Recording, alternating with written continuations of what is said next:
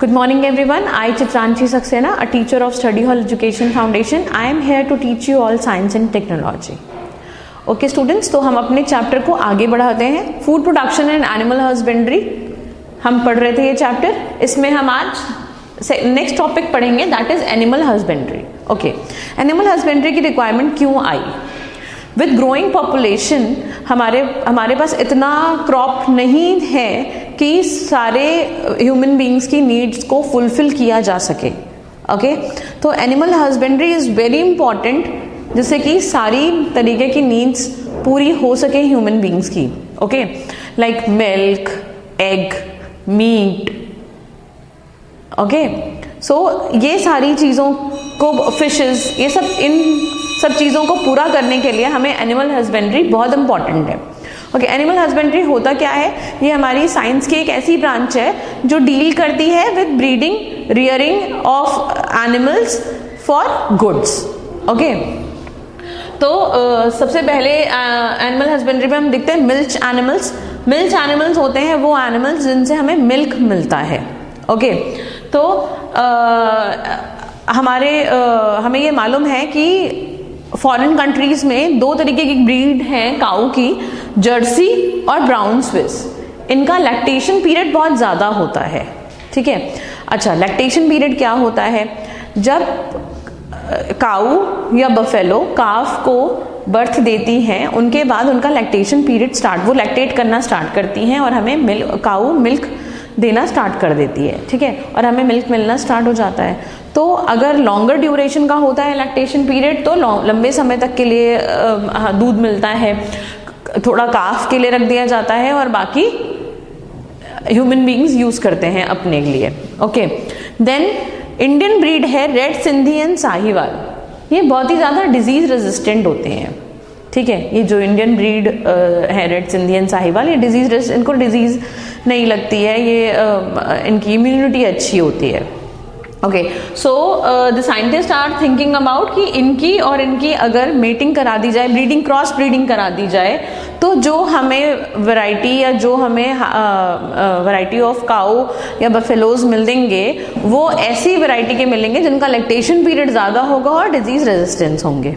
ठीक है, तो उससे हमें ज़्यादा अमाउंट ऑफ मिल्क मिलना स्टार्ट हो जाएगा इन इंडिया, जिनको बीमारी कोई नहीं होगी एनिमल्स में. ओके, अच्छा, तो मिल्च एनिमल्स की जब हम ब्रीडिंग करते हैं या उनको रखते हैं और उनकी केयर करते हैं, तो बहुत सारी चीज़ें ध्यान में रखनी होती हैं. वो ये होता है कि एक तो जब उनका वो बर्थ देने वाले हैं यंग वंस को, तो उनकी अच्छे से केयर करी जाए, उनको अच्छी प्रॉपर बैलेंस डाइट दी जाए जिससे कि वो अच्छा लैक्टेट कर सकें, उनको कोई डिजीज़ ना लगे. उनको ऐसे एरिया में रखा जाए जहाँ पर उनको धूप मिल सके, अच्छे से लाइट अच्छे से मिल सके, क्लीनलीनेस हो वहाँ पर, और ठंड और पानी से दूर रहें जिससे कि वो उन्हें कोल्ड ना हो. कोल्ड नहीं होगा तो गाय वगैरह को डिजीज़ और तरीके की नहीं लगेंगी, तो उनका लैक्टेशन अच्छा होगा.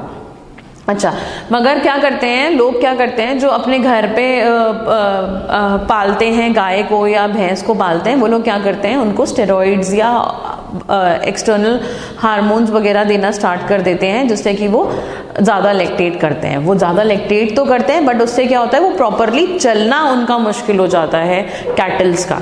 ठीक है, तो ये चीज़ें ना हो, इसके लिए साइंटिस्ट हमारे ये कोशिश करते हैं कि उनको स्टेरॉइड्स और हार्मोन्स ना दिए जाएं, कोई एक्सटर्नल इंजेक्शंस ना लगाया जाए. इसको चेक करती है हमारी गवर्नमेंट भी. तो इस वजह से जिससे कि वो अच्छा लैक्टेट कर सके, बट उनको कोई हार्म भी ना पहुंचाया जाए. ठीक है, उनके काफ वगैरह को अच्छे से रखा जाता है, उनको बार बार उनको क्लीन करा जाता है. जिस जगह पर इनको कैटल्स को रखते हैं उस जगह को भी क्लीन करते हैं और साथ ही साथ उनको भी क्लीन करते हैं जिससे कि कोई भी डिजीज़ का या कोई भी इन्फेक्शन का चांस ना हो. ठीक है, तो इस तरीके से हमें मिल्क मिलता है. ना ही सिर्फ ये मिल्क एनिमल्स हमें मिल्क प्रोड्यूस करके देते हैं, बल्कि फील्ड्स में भी फार्मर्स की हेल्प करते हैं लोड बेयर करने के लिए, और प्लॉइंग वगैरह के लिए भी ये एनिमल्स बहुत ही ज़्यादा हेल्प करते हैं. ओके, देन आता है एनिमल रिप्रोडक्शन. एनिमल रिप्रोडक्शन करा जाता है काऊ, बफेलोज, हेन, हॉर्सेस एंड गोट्स का. ठीक है।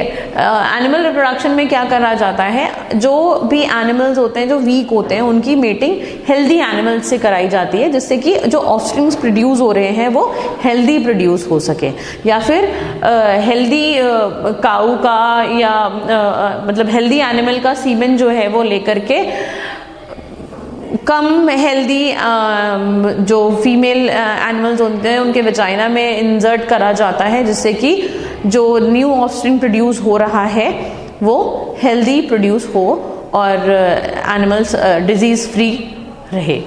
ओके, देन थर्ड आता है हमारा पोल्ट्री फार्मिंग।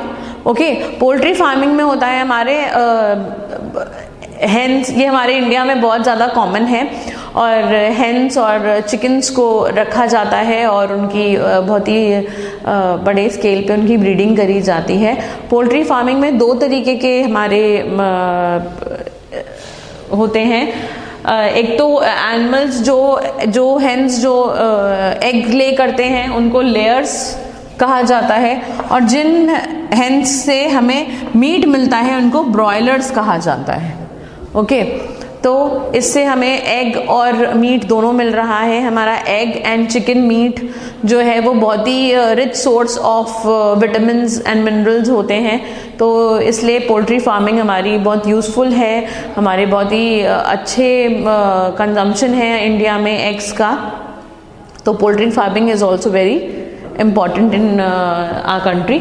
सो एग्स और मीट हमें मिलता है, बट उसमें भी हमें जो हमारी उनको जो हेन्स हैं जिनको हम रख रहे हैं उनको हमें अच्छे से डाइट देनी होती है, चेक करते रहना होता है कि उनको कोई डिजीज़ ना लगे, उनको डिजीज़ से दूर रखा जाता है।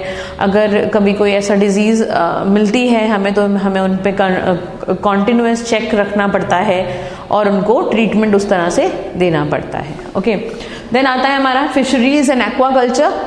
तो मैं आप लोगों को बता देना चाहती हूँ कि इंडिया में हमारा जो ये पेनिनसुला, जो ये हमारा एरिया है, जो हमारा पूरा कोस्टल एरिया है, ओके, यहाँ पर बहुत ही लार्ज स्केल पे फिशरी और एक्वाकल्चर किया जाता है। हमारे फिशेस को का बहुत ही लार्ज अमाउंट में यहाँ कंजम्पशन भी बहुत ज़्यादा है, तो इसलिए फिशरीज और एक्वाकल्चर करते हैं। अच्छा, फिशरीज हमारी दो तरीके की होती है, एक तो हमारी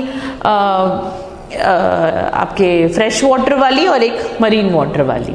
ओके, तो मरीन कल्चर बोलेंगे और इनलैंड कल्चर बोलेंगे। मरीन फिशेस का जब हम करते हैं तो उनको मरीन कल्चर बोलते हैं, और अगर हम पॉन्ड में या रिवर्स से या लेक्स वगैरह से मछली को मतलब निकालते हैं, या उनको अलग से कोई आर्टिफिशियल पॉन्ड क्रिएट करके वहाँ पर फिशेस को रखा जाता है, उनकी ब्रीडिंग कराई जाती है, उनको अच्छे से फूड वगैरह दिया जाता है, एंड देन उनका रिप्रोडक्शन बढ़ाया जाता है, तो वो हमारे इनलैंड फिशरीज में आता है। वो फ्रेश वाटर फिशरीज होती हैं, तो उससे हमें बहुत ही लार्ज अमाउंट में फिशरीज मिलती हैं। Fishes are also a very good source of vitamins and protein. Vitamin E हमें बहुत ज़्यादा अमाउंट में मिलता है फिशेस से। तो इस तरीके से सारे एनिमल्स की को अच्छे से रियरिंग एंड ब्रीडिंग करी जाती है और उन्हें रखा जाता है, तो इसको हम एनिमल हस्बेंड्री बोलते हैं। It is very important to fulfil the requirement of the growing population. Okay, thank you. That's it for today's video.